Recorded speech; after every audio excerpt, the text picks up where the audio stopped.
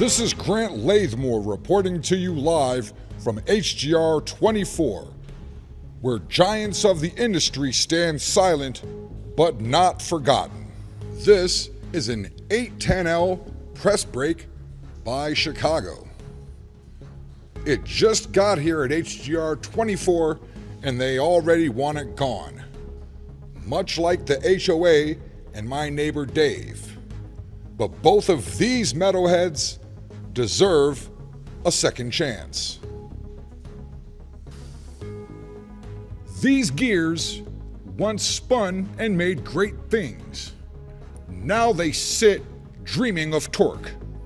This beast used to transport 600 pounds per minute. My personal best is 6 tacos in 10 minutes. Different industry, same effort. Here at HGR24, every aisle tells a story.